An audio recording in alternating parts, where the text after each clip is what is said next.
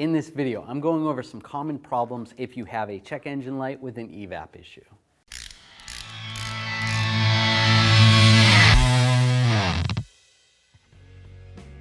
So you're driving your car, you have no drivability issues, your check engine light comes on, you scan it, and you either have a large system leak or a small system leak in the EVAP system. The first thing you want to check, and I know I say it all the time, is check your gas cap. Make sure it's not loose, grab it, pull it off, and check the seal. Make sure the seal isn't cracking.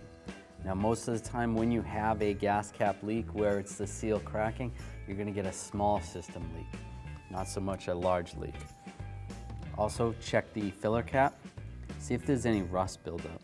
If there's anything rusty there, you're either going to have to replace that filler neck, or you might be able to sand it down with a little bit of sandpaper or emery cloth and probably replace the gas cap as well. Make sure that's tight.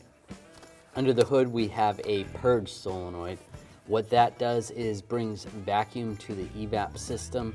You get the vacuum through the intake manifold as the engine's running, and there's an electrical connector attached to the Purge valve right there. Now if these leak, a lot of times you'll get a different type of code, but sometimes you can still get a small leak or large leak code. And in that case, you just got to replace this solenoid. It's pretty easy. Just disconnect the hoses, disconnect the connector, put the new one in, you're good to go. Now we're underneath the vehicle, and this is actually an extremely simple system to understand because everything's open. The vacuum line is right here, and that goes to the Purge solenoid. So when the Purge solenoid under the hood opens up, you get vacuum that comes along here, and it goes into this vapor canister. There's charcoal in this canister, and when the fuel vapors enter this is going to eliminate them from going out into the atmosphere. So vacuum comes into this, and it puts a vacuum on the fuel tank where the vapors are. It goes to the top of the fuel tank, and then it comes out this line over here.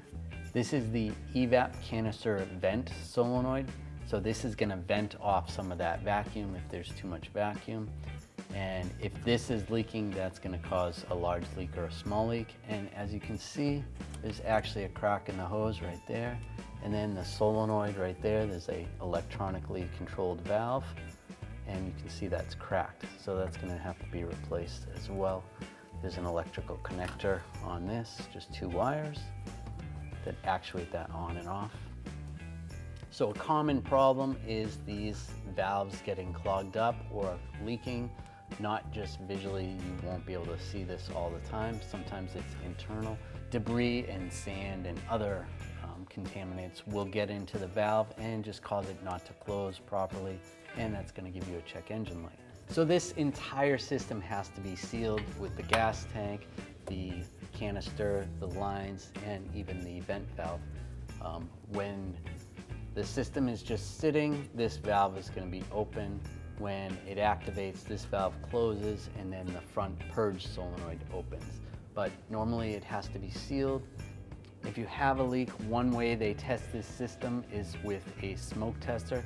If you don't have a smoke tester, you can do the best you can. Look for anything obvious like this, and that'll probably help you out. A lot of times you can see something obvious. To recap what we just went over, these are the most common problems when you have an EVAP leak. The Purge valve, the vent solenoid valve, and also the gas cap. You could have other problems, but these are the most common.